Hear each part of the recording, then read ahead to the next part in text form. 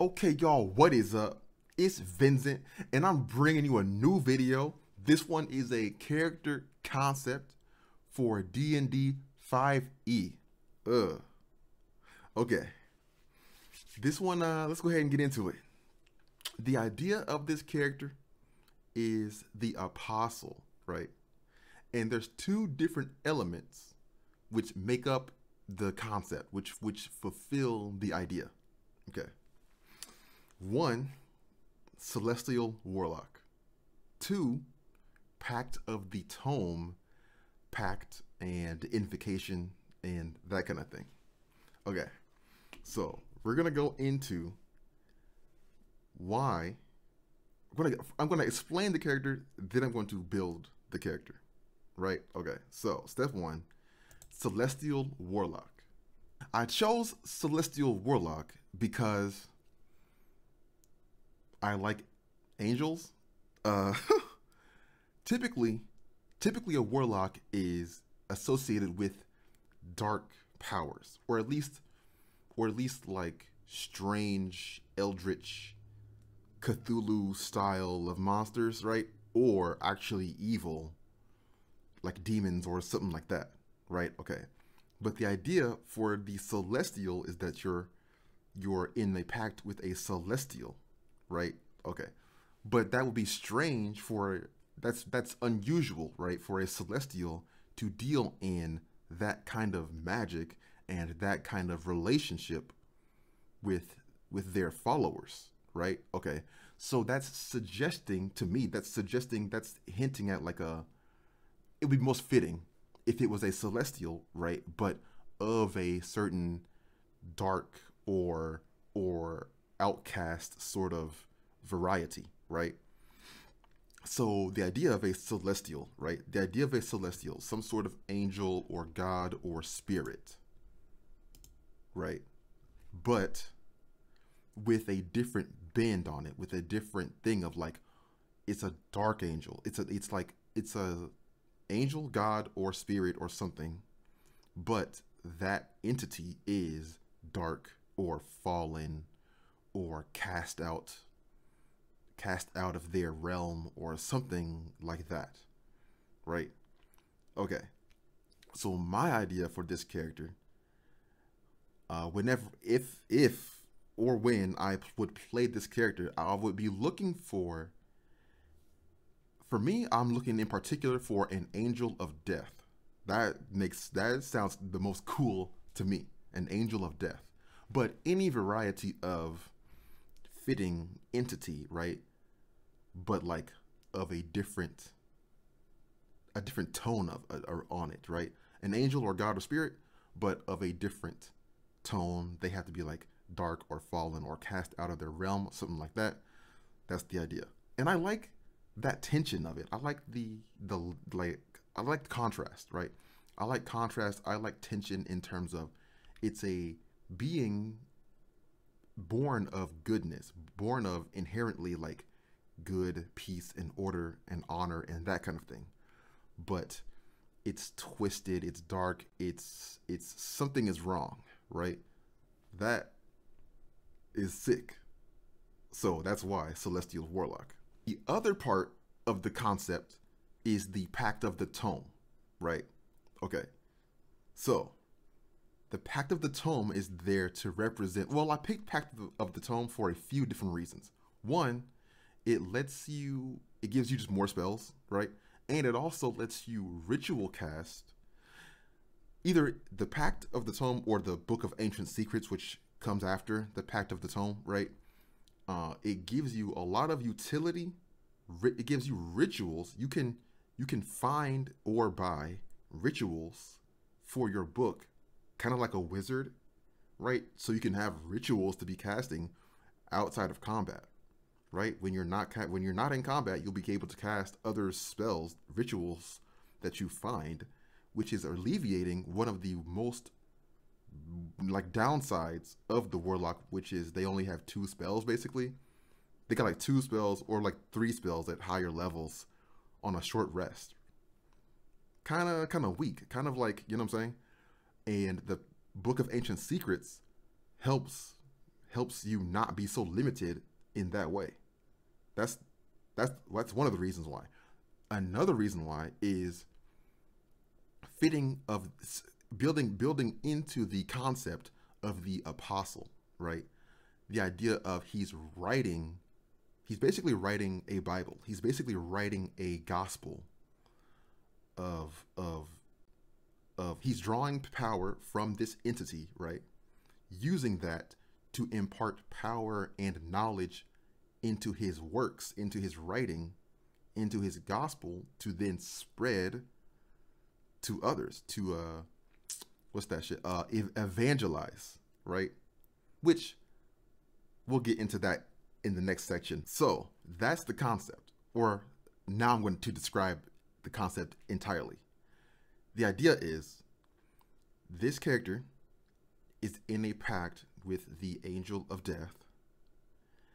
They are in service of this angel. They are being requested by this angel to write a book, write a gospel about maybe why they were wronged, or like to explain what happened, or something like that. Some sort of outsider knowledge, some sort of outsider knowledge or sphere of influence, which is not common among angels.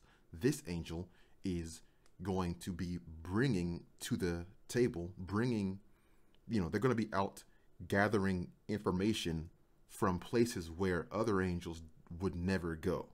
That's the idea. So I was even thinking that the book this character is writing, right? Because with the Pact of the Tome, you get a book of shadows, right?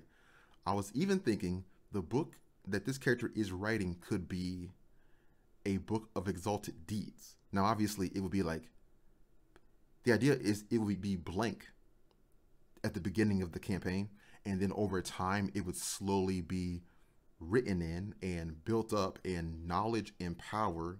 This character would be giving knowledge and power to the book, and eventually it would evolve into being really powerful to the point of being an exalted deeds towards the end of the campaign, right? And the idea is sort of like a biblical era apostle, sort of like a classical era apostle or disciple of Jesus, right?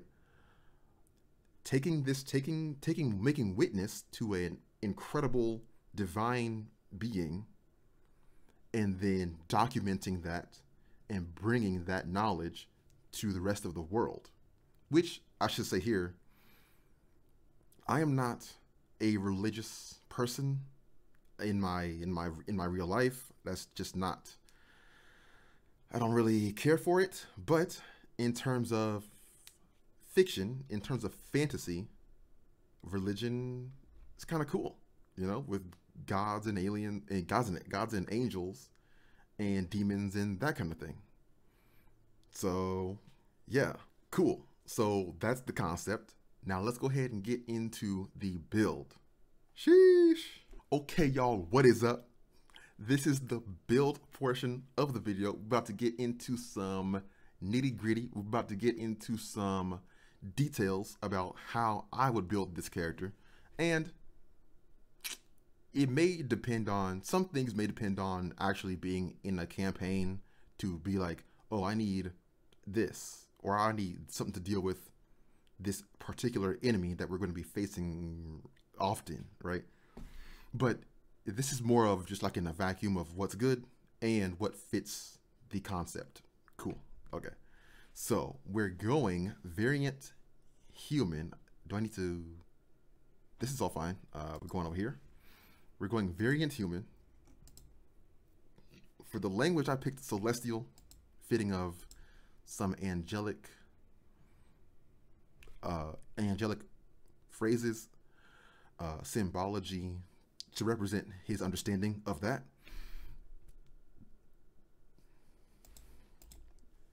For the skill, I picked religion, which just me, or should religion be wisdom?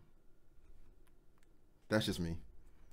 For the feat, we're gonna go resilient constitution.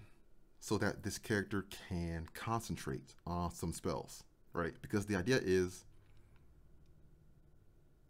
basically you as a warlock, right? The idea is you want to be concentrating on a spell, right? That's that's going to be the most effective use of your spells since you only have so many, right? Since you have so few spells, you'll be better off doing a spell which you're concentrating on, which is going to continuously affect the battle, right?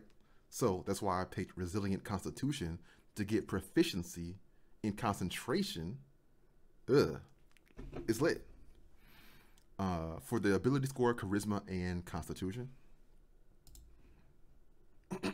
Now, for the fuck, let's go for the ability scores. So what I did right here is I didn't drop any stats. All I did was take my dexterity up to 14 for some armor, take my constitution up to 15, my charisma up to 16. We gotta pick spells at the end too. So I'll take this character up to, let's say, level 10. I'll take this character up to, let's say, level 10, and I'll show you each thing that I'm going to be choosing for the invocations and whatever else like that. Okay, so step one would be, I guess we gotta go here first. Wait, hold on.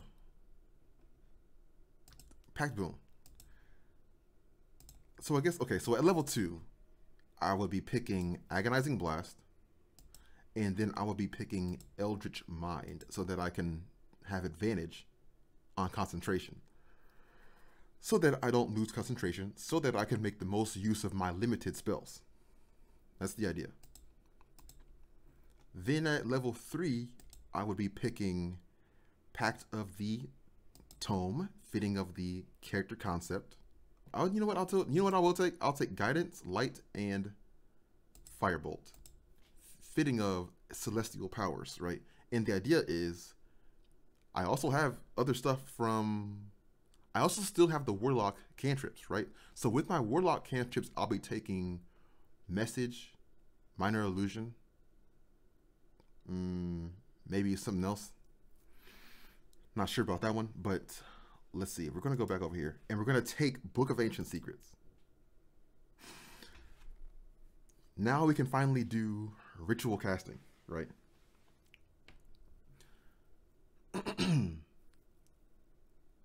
And for these spells, what would I pick?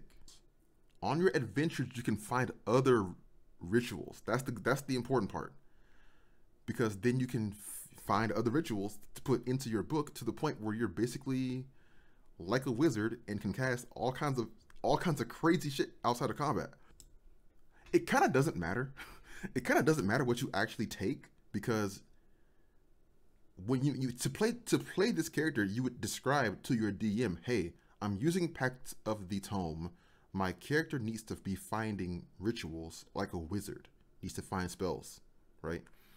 And you'd be looking for and asking for opportunities to find and buy spell scrolls or books or something to add rituals to your book.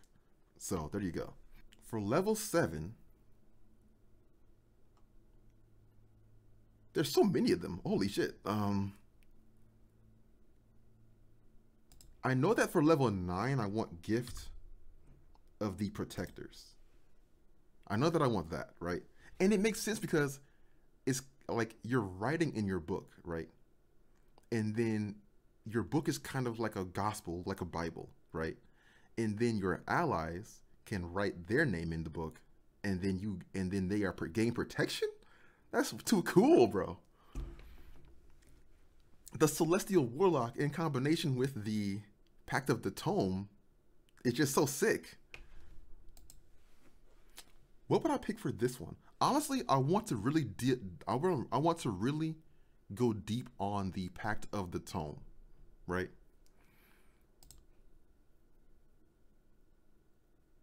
So would I pick that one? I guess I would. I guess I would pick that one. It's kind of clean, bro. So so you can stay up all night. You don't need to sleep. You don't need to sleep, and you can't be forced to sleep. Pretty cool.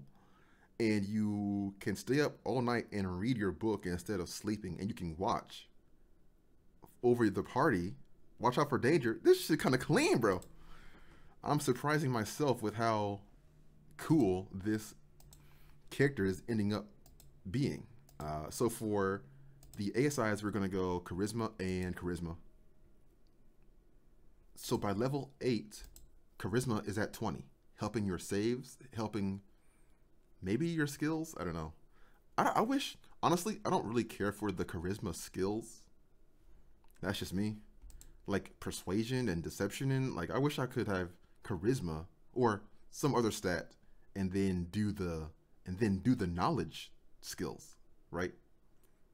That would be better, but here we are. The important part, here's the thing. The important part is Eldritch Blast, Agonizing Blast, right? That's your baseline, right? If nothing else, just throw an Agonizing Blast and you'll be relevant in the battle, right? And then your book is going to be letting you do all kinds of other stuff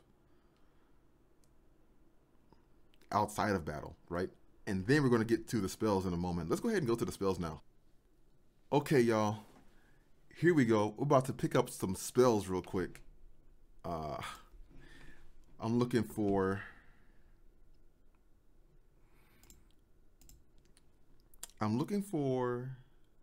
this one. I don't know why I couldn't find it earlier. Anyway, I've been looking at Treant Monk's videos, right? Treant Monk said that summon spells were actually good, right? And they're still good when you upcast. And for this one in particular, when you cast it higher, you can select a challenge rating higher, right? Okay. If you look at the demons, if you look at the fiends or demon enemies or monsters, right? Level CR 4, 5, 6, maybe even 7 later game, it's like you will have some absolute bangers, bro. You will have some absolute monsters coming out on the field, destroying your enemies. You know, it would be insane. That's the one I was really looking for. And the idea is divine magic, right? For like lost or exiled or strange knowledge, for a celestial to have that knowledge, right? So then this character would have that knowledge. So then this character can summon a freaking demon to fight for him in battle. And we do have advantage and proficiency and concentration. So it's lit, bro. What else would I pick up? Wall of Light. Ooh, that just sounds cool. Wall of Light. What is that? Radiant damage, yeah. Sick, okay. I'm looking for... See, here's the thing is, you got to be careful with your spells. But do you actually? Because a Warlock... The thing is, a Warlock has a lot of spells compared to how many they can actually cast, right? Compared to how many spells they can actually cast, a Warlock has a ton of spells. So you can pick weird stuff, honestly. You could pick this. You could pick Infernal Calling as well. I don't think I would. I don't think I would because I just have the Demon instead. Like Greater Restoration. Right? It's like, okay, I'll take it. I'll take it. But if I'm ever casting that, something has gone terribly wrong.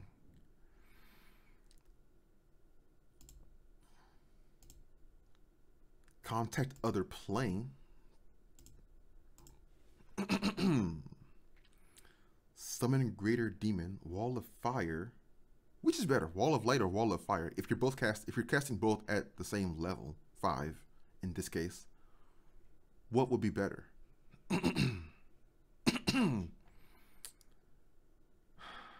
there's so many concentration spells. But that's the whole point of a warlock, is that you're constant. Well, that's the whole point of this character, is that I'm gonna be concentrating on something in battle, right? Hypnotic pattern. What else? Dimension door. I saw dimension door on here. Yep, need that one. The thing is, all your spells are 5th level, so you may as well take a bunch of them at the top of your freaking thing, right? You could do Infernal Calling. You know what? You could do Infernal Calling. Just do, what does this do? What does this even do? Contact other plane. Huh? Never mind. You gotta save DC 15 just to not go insane? Huh? Never mind. Get rid of it. Infernal Calling is better than that. Sheesh. Okay. The thing is, I don't want to be near the fight, like within proximity to any enemies. I'm gonna cast my magic out there and let them fight it out. You know? So on each of your turns, you can teleport again. For how long? A minute? Concentration. That's kind of clean, bro. I kind of want like a blast. I kind of do want a blast. Got Wall of Light. It's concentration. But it's good to have concentration. But I kind of want to maybe have a different thing to throw out if I need to do that as well. What is this? Flame Strike. A vertical column of divine fire. Yeah, okay. Ooh, 4d6 fire and 4d6 radiant. Sheesh. That sound kind of powerful, bro. So that's the level 10 spell list. Gonna go ahead and throw in some cantrips as well. Nailed it. There you go. So that is the apostle character. Got some skills. Got some spells.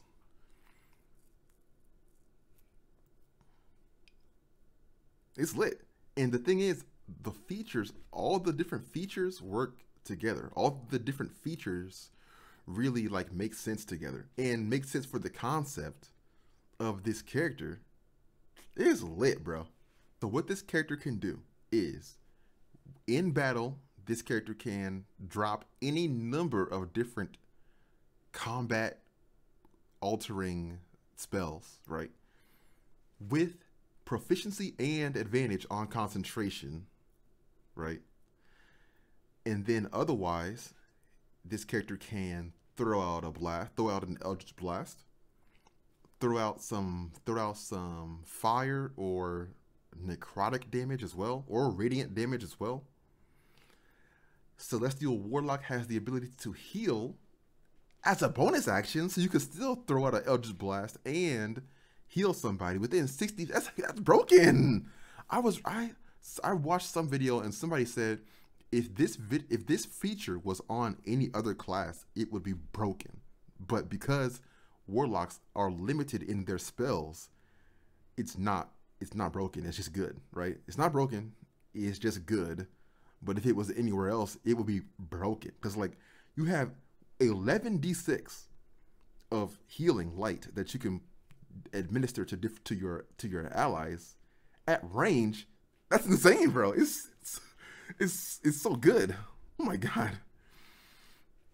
All kinds of, bro, Eldritch Blast, Agonizing Blast, rituals which you can cast out of combat to help the investigation, and you know, if you got bad guys coming, you cast your rituals to prepare, right?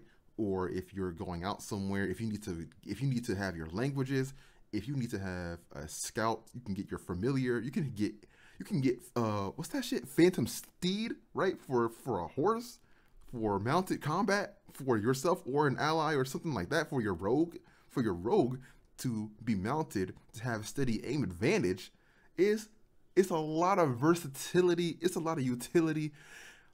A healing feature built into the class so that you don't have to even worry about healing spells which alter the battlefield to a significant degree, various walls and summons and control spells and all kind of stuff, with the Warlock being able to customize their class and features and invocations to the point of having advantage and proficiency on concentration. You better believe this character is actually cool. Sheesh. Not to mention the cool things of the Pact of the Tome, the particular invocations of the Pact of the Tome, where I can be flavorfully, immersively, not even sleeping. I'm actually just reading. I'm just reading my book, writing, and I'm looking around, and I'm keeping awareness for the party because they need to sleep, but I don't need to sleep. It's late, bro. And you can have people sign the book to have protection, right? It's lit, bro. Oh man, and just the fact of having the book as a prop, right? Just the fact of having the book as a thing that your character can do during downtime, right? Or something like, or as a method of describing your spells and what you're doing and that kind of thing. Oh my god, bro. Go ahead, please tell me what you thought of this character. I would love to know. I hope you enjoyed. Thanks for watching. Leave your favorite Warlock build in the comment section. And I'll see you in the next one. Ooh.